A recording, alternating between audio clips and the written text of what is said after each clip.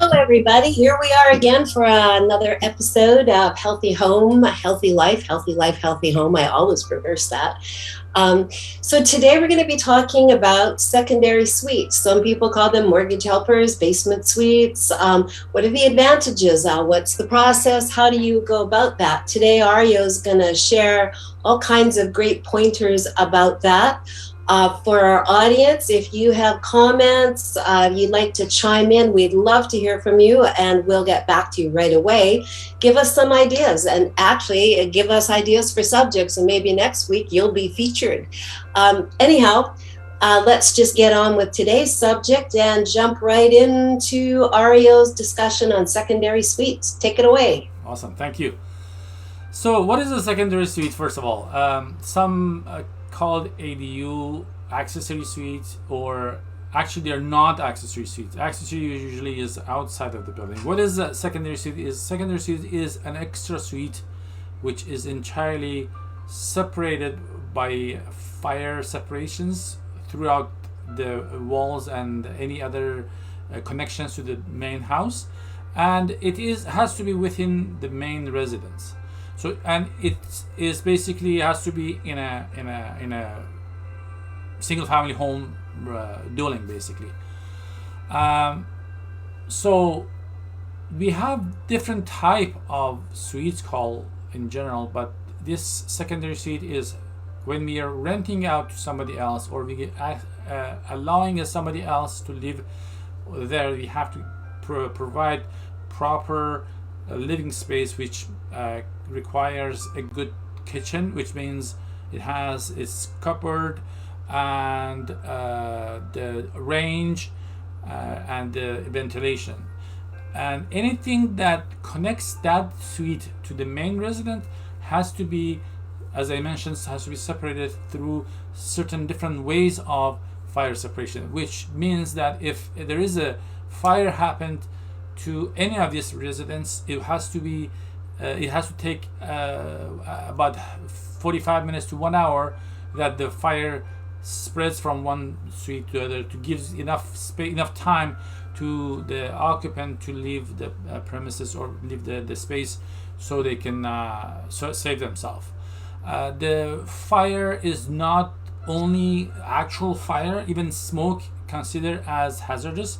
So it's not that only the fire then has to be stopped. It even smoke has to be stopped as well, because the eventually the hot smoke can create the fire, or by itself can be hazardous for occupant as well.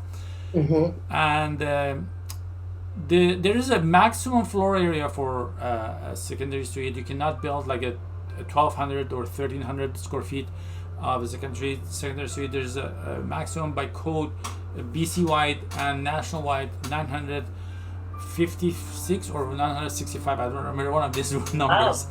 Yeah, and so far the most secondary suite that I designed, most of them were two bedrooms. I couldn't do any more than two, and the two bedroom can give a very comfortable, good sized bedrooms, good sized bathroom, and the laundry, and the kitchen and living room can be very generous and feel good. It's not that you're downgrading the person who lives in secondary suite.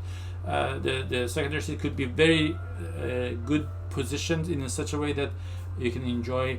Depends on the lighting as well, as you Yeah. mentioned.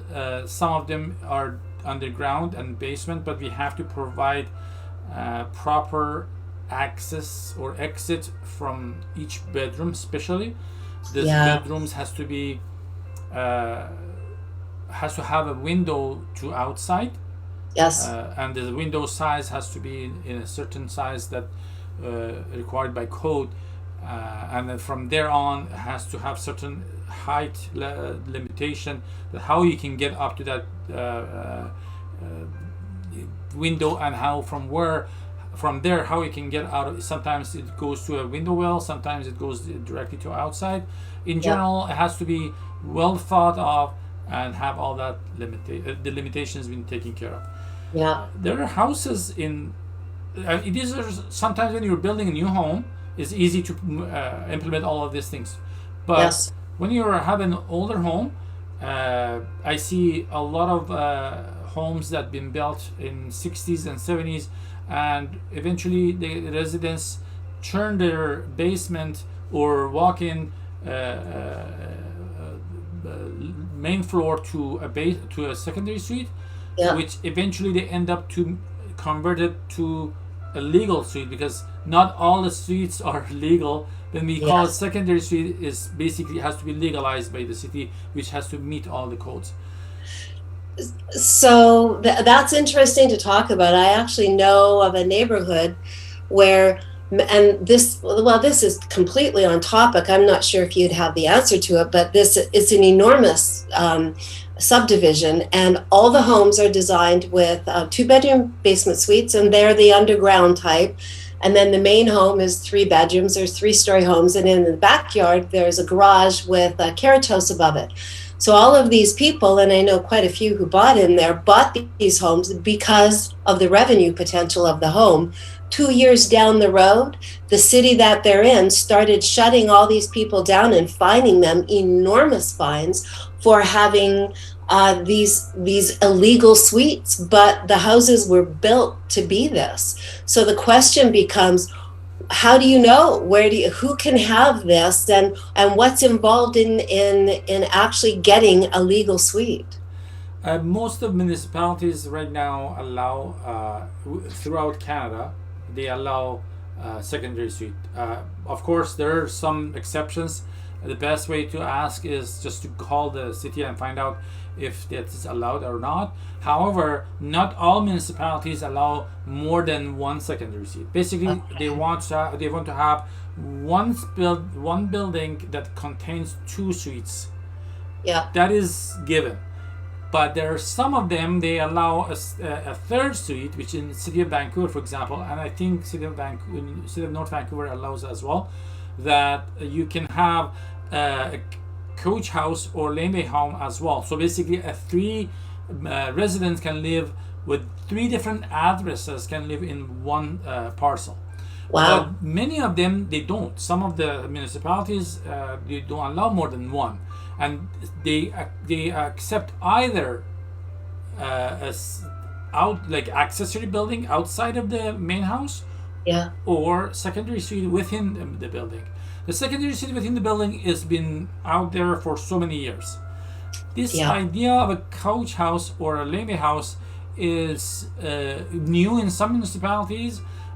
In city of Vancouver, especially, it's older, like maybe over 10 or 11 years already been there with three residents.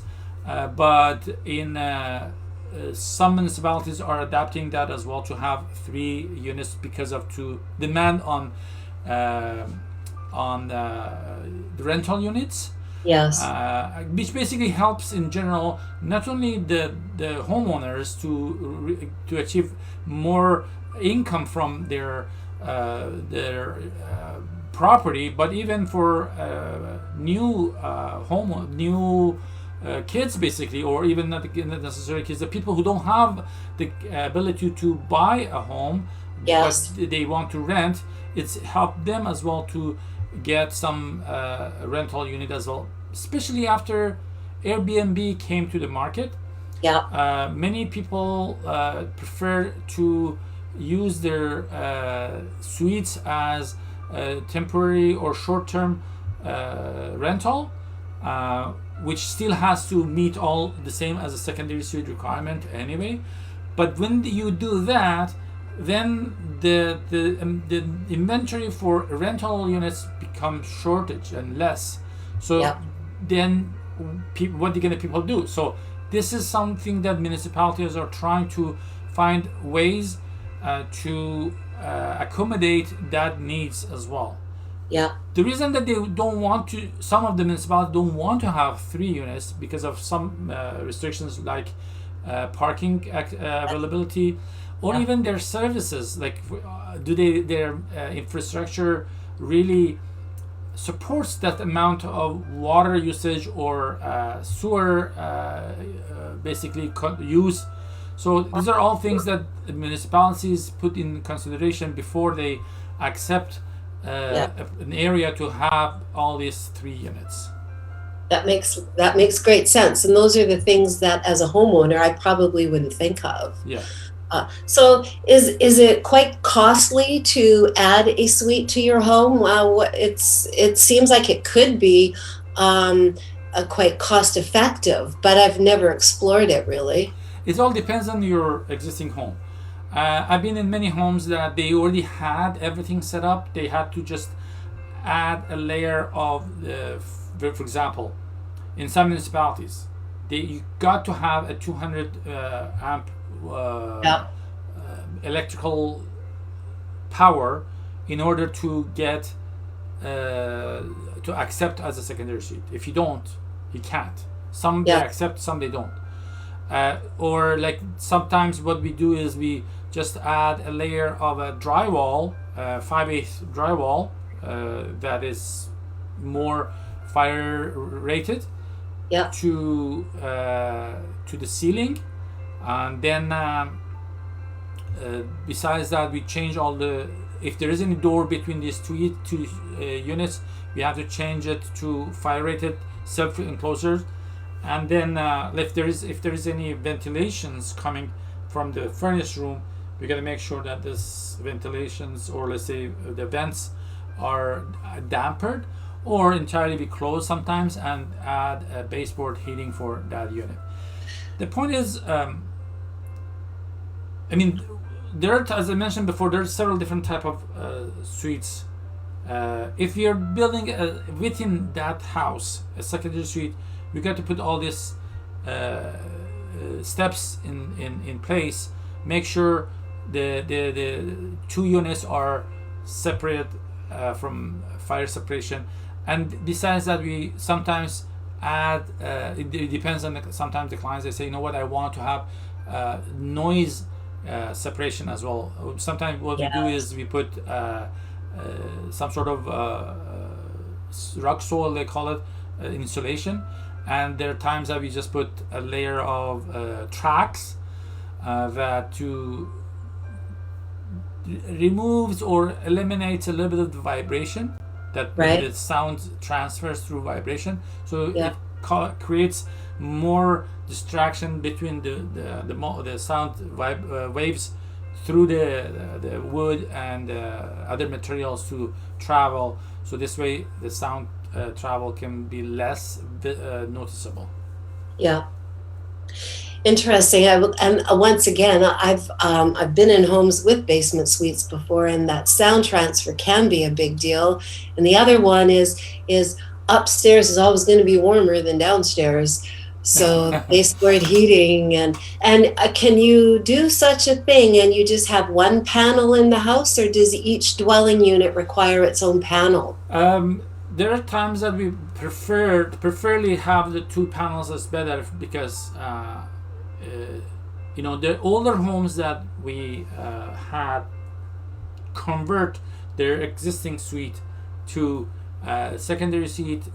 Sometimes the municipality take easy on them, and they don't ask for getting a separate panel. There is, for example, you have a hair dryer in your upper level working, and then you're downstairs somebody else doing another hair dryer with the same circuit, then the whole breaker is gonna go off, and then everybody is in the dark. So you don't want that to happen. That's why it's better to have separate. Back to your previous question, I realized I didn't answer properly. So does it gonna be costly a lot? Everything depends on the situation. There are times that it's not gonna be too much a cost, because some of the homes, they are already have many things already there, and then you just have to add some windows. I'm sorry, some drywall, and as a matter of fact, I noticed in the city of Delta, which was so weird for me, I never heard of that. They accepted if you put a fire rated painting on the ceiling, even though if you don't have the 5/8 drywall. So I have to explore that myself, because I never heard that before. But because I said there are some ways go around, depends on each municipalities. Even though this is a BC building code, but every municipality approach to it their own ways. It could be as little as $10,000, or it could be as much as $100,000. Oh, wow. Depends on the situation. Sometimes you have to add a window. When you have a window and it's already underground, and you don't have you have a dirt behind the wall, and you have to cut the foundation wall, all that kind of things. Or sometimes happens that we don't have enough height in the basement, so we have to dig Right. down or move the house up. So Yeah. these are all. This is what I'm saying is it could cost up to 100 or more. Yeah. Depends on the scenario. Well, and I guess too, you have to consider in plumbing issues, and if you have to add a kitchen, you need the 220 wiring for a range. Or I would imagine most times in a basement, the bathroom would be in place. But it's so it sounds like maybe this might be, unless you're very skilled person, this is not a DIYers kind of project. Exactly. I mean, you cannot do a thing. I mean, I've seen some people do it yourself things, the DIY, but is not recommended. Especially, even sometimes people hire unprofessional contractors that they just want your money, and they just quote you the cheapest way possible, and then Yeah. they just basically don't do the right job, and you end up paying more at the end of the day. So it is not really a DIYer's Yeah. project. You gotta have the knowledge what you're doing, and you gotta go through permit anyway. You got to go through the permit. Well, absolutely. If you run into trouble, I've known people who decide they are quite capable of doing their own plumbing, and then if there's a problem, suddenly your insurance isn't going to work anymore because it wasn't done properly, which I suppose can be not having a permit and not having a professional plumber do the work, or an electrician. Um, Exactly. and lots of people figure they can just Google how to install pot lights, and well, Yeah, they maybe make one pod mistakes. light is gonna work out, but how? What about the combination of the what pod lights? What is the pressure points when you add five pod lights at one place? Where it's taking the power from? Is it on the same circuit, or it's basically pushing other circuits, and eventually something happens, and it's either it creates a fire, or you're always by your panel just turning the switch off.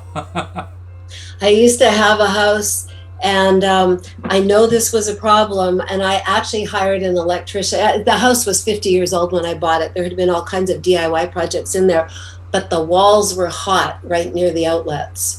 Oh, wow. So Wow. I hired an electrician to come in, and it turned out it was aluminum wiring, which Oh. I know is not part of what we're talking about today, but just little signs that things haven't been done properly. I had him rewire the whole house. Yeah, I mean that's why we changed all the wires to copper Yeah, to make it more safer. yeah. Well, then absolutely a hazard. I put a new range in that house too, and we had to pull the whole line. Anyhow, that's getting off topic here. We can talk about that another day. So we have a variety of different kind of suites, and I think you've already alluded to the fact that there's secondary suites or in-law suites. Yeah. Or Yeah. What is the in-law suite? So there are times that somebody wants to say, okay, you know what? I really don't want another stranger to come to live my house. I just want space for either my in-law or my kids to live down there, and I don't want to spend the whole extra money for things I don't need it. So what we do that in that type of stage, in that kind of scenario is we call it in-law suite. As long as you don't have a range in that unit, and your kitchen cabinets limit to 8 feet, base cabinets only, yeah. that is considered as an in-law suite. Oh, That cabinet is supposed to call as a wet bar, is not a kitchen. So basically you have an in-law, or your kids living down there. They're not cooking anything that right. creates fire. you can have a microwave or something like that to warm up some food and wash your dishes. Yeah. You can have a dishwasher, but the point is we don't want somebody rental live there. Some people get, for example, when they have students as Yes. a homestay, they call it. Yeah. They're using that space for them, but Yeah. as a separate rental, separate entry, better consider as a secondary suite, which you can have a kitchen and all all the units that's supposed to have for another person to live in it. So, and the major distinction, correct me if I'm wrong here, is once you install a range, that now meets the legal description of a secondary suite. Is that Yes, correct? exactly. That is one trigger, and your kitchen, your cabinets basically are limited to 8 feet long as well, Right. and not upper cabinets. So, and I know this is also a little off topic with what we're talking about today, but it is a great segue into something that I know you're very passionate about with the aging in place and creating the opportunity for seniors to live in the home.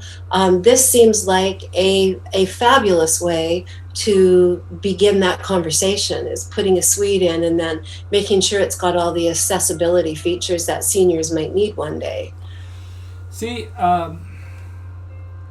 many people have, many people in, I'm talking about especially baby boomers, have the capability of, they've been living in their home for so long.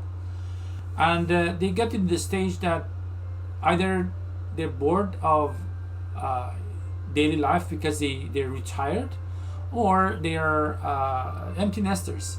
So what we do on that case, either promote building an accessory building outside, like a laneway home or a coach home, or Yeah. a basement suite. A basement suite that has the whole amenities that they need, a very good livable space. So this is a very good investment for their retirement. Yeah. See, with money that losing value day by day, and you're not sure that your retirement is going to cover you for the rest of your life, and a small income generation by your house that you built and you live for there for all your life, and you collect all the the value that you have right there. So it is a good idea to let become your cash cow and make you money. So you either create the secondary suite for rental, or you yourself go live in a secondary suite, or you live at home and live in the main home.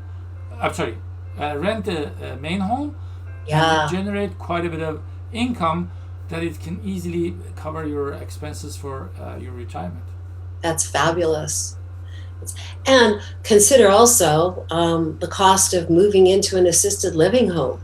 Now, you're not putting that money out, you're bringing it in, and it's becoming part of your personal wealth instead of bleeding your bank accounts dry. Exactly. When we do a secondary suite, we make sure that it is uh, easily accessible for the resident, and especially when it's downstairs, we make sure that it is easy to access for them. Yeah. When you're living in a house, if it's like you have your bedroom upstairs and your everything is downstairs, it's going to be really hard to go up and down. But when you're living at one level, everything is one level, it's a Yeah. lot easier for you to access. And then what else I wanted to mention about when you said that accessibility. So the house, when you, not everybody wants to live in a senior home. Yeah. Sometimes people want to move out and take the money that their collaborate, the money that the value that created by their home, take the money and put it in a bank and use it as a retirement. But sometimes when you do that, you feel left alone because the new neighborhood is not the same thing that you grew up with. You're Yes. changing the subject so much right now. I don't want to go through that. I know. Well, this is a rich topic for, in, next week, I think. Well, I mean, we can continue this today, but we could go on about this forever. Yes, yes. It's an important thing to talk about. And after the pandemic, I think many people have learned that living in isolation and living on our own, we have all learned how to value being in the company of people. And I'm seeing an awful lot more co-living situations because so many of us have spent so much time alone in the last year and a half. I can absolutely see the value of owning a home with a group of people, so that there's always somebody around. That is one option. The other one is we call it multi-generational homes. Absolutely. If you check my website, we had a blog recently, and as a matter of fact, I posted in our social media as well. It's especially about the multi-generationals, and it is touching so many people's heart right now, and there are many people doing that because Yeah. the cost of homes are going up, and moving is not always the best option. If you want to live in the house that you grow up with and you enjoy the rest of your life, the remaining of your life, so you may as well to modify it to the way that it keeps you happy. Yeah. And a secondary suite can be a part of that plan. Yes, exactly. Exactly. Okay, well, I guess that's probably a wrap for this week. Yes, I believe so. Any parting comments? I don't think I have anything else in the agenda, but anyway, for next week, I always say, okay, I'm gonna write next week's topic in the comments, but I always forget. But Well, let's make it a surprise. okay, it can be a little surprise then. Sure. Yeah. So, well, we'll get this video up live for an encore performance later on today, and we'll certainly make an announcement about next week's subject. And in the meantime, thanks for viewing. Feel free to put your comments in, and we'll address them. And any ideas you have for next week's subject, we'd love to hear it. Thanks very much for tuning in. Have a good day. Bye-bye. Bye.